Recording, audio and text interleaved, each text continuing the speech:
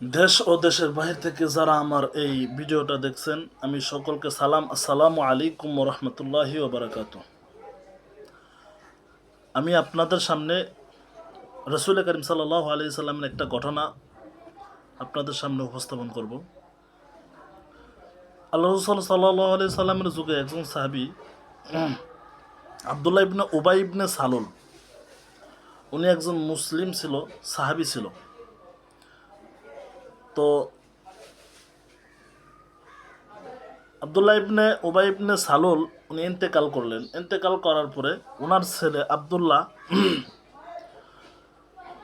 উনি আল্লাহ রসুল সাল্লাল্লাহু আলাইহি ওয়াসাল্লামকে জানাজা পড়ানোর জন্য আবেদন জানালেন। তো আল্লাহ রসুল সাল্লাল্লাহু আলাইহি ওয়াসাল্লাম মানবিকতার দিকে তাকিয়ে জানাজায় অংশগ্রহণ করলেন। এমন সময়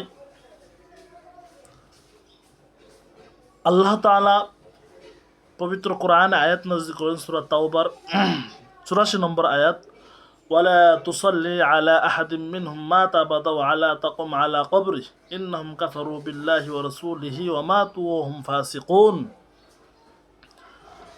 আল্লাহ রাসূল সাল্লাল্লাহু আলাইহি ওয়াসাল্লামকে আল্লাহ পাক এই কথা জানাইলেন যে উনি সাহাবী ছিলেন বটে, কিন্তু একজন কাফের ছিলেন, নামদারি মুসলমান ছিলেন। এই বিষয়ে আল্লাহ পাক এই আয়াত নাজিল করে এই কথা বলেন, এই শ্রেণীর লোকদের কারো জানাজা নামাজ তুমি পড়াবে না, ওদের কবরের কাছে দাঁড়িয়ে তুমি দোয়াও করিবে না।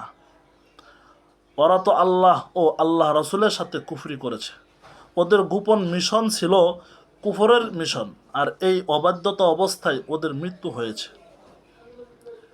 কাজেই ওদের জানাজাও পড়াতে পারবে না, ওদের জন্য দোয়াও করতে পারবে না।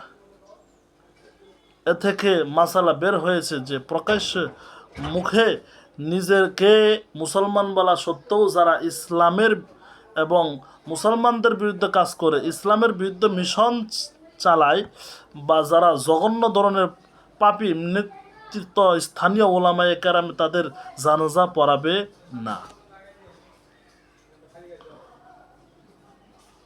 তো আল্লাহ রাসূল সাল্লাল্লাহু আলাইহি ওয়াসাল্লামকে আল্লাহ পাক যদি এইভাবে আদেশ করে থাকেন, তাহলে আমরা কিভাবে একজন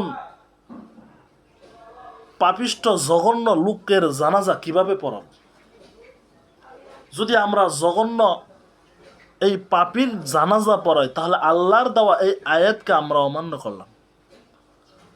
আর আমরা তো অবশ্যই আল্লাহ এবং তার রাসূলের প্রতি ঈমান এনেছি। কোরআন ও হাদিসে যা আছে আমরা তার উপর আমল করব ইনশাআল্লাহ। এটাই হলো আমাদের পরিপূর্ণ ঈমান আর আকীদা। আল্লাহ পাক আমাদের সকলকে কোরআন ও হাদিস অনুপাতে চলা তৌফিক দান করুক, বলেন আমিন।